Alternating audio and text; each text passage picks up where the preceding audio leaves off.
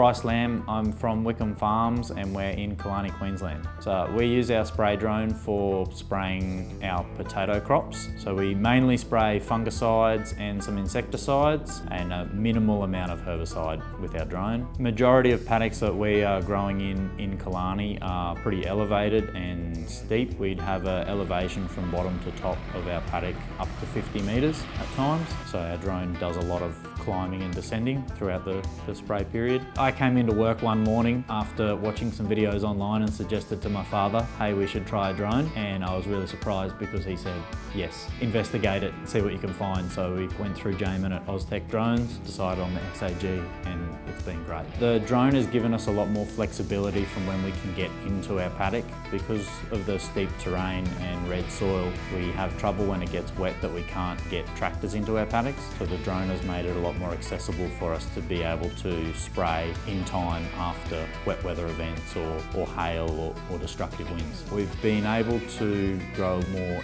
of an intense crop due to being able to control our fungus a lot better and disease better with the drone, just due to being able to get a lot better coverage on the plant with the chemical. Before we had our drone, we had about a 100 or 90 horsepower tractor with a 10-metre boom on it, and that boom had to be very adjustable due to the terrain that we spray in. When we go to spray a patch in our crop, our drone would be about 10 to 15% time faster. Traditionally, a full paddock would take us maybe 4 to 5 hours to spray, and we've noticed a reduction from 30 minutes up to an hour just by using the drone. Within the first 6 months of us owning our drone, we had a hailstorm come in. Traditionally, we would have to wait for a helicopter to come and spray the damaged plants to prevent any disease, but due to having that drone, we could spray the next morning. There were two main deciders for us to choose XAG. One was the robustness of the machine and how it was designed specifically for agriculture, and then the other one was that we could control it from the controller itself with a third-party device as the phone. Whenever we've needed spare parts or we've had any technical questions, between emailing XAG directly or contacting Jamin over the phone, we've always had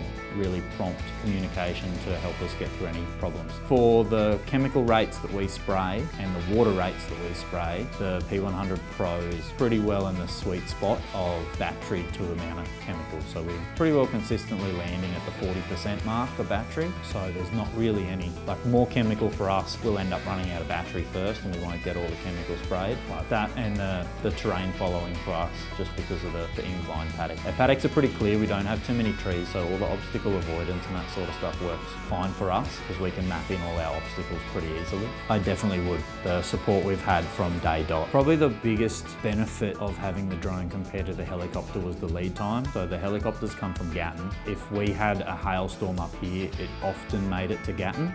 We'd have to wait over a week or more for a helicopter to come up here after they sprayed everyone else in Gatton. Fungicide being the worst one, it spreads exponentially through your paddock, so the quicker we could get on there, the better. So that's been a huge benefit. I'm definitely satisfied at this stage, yeah.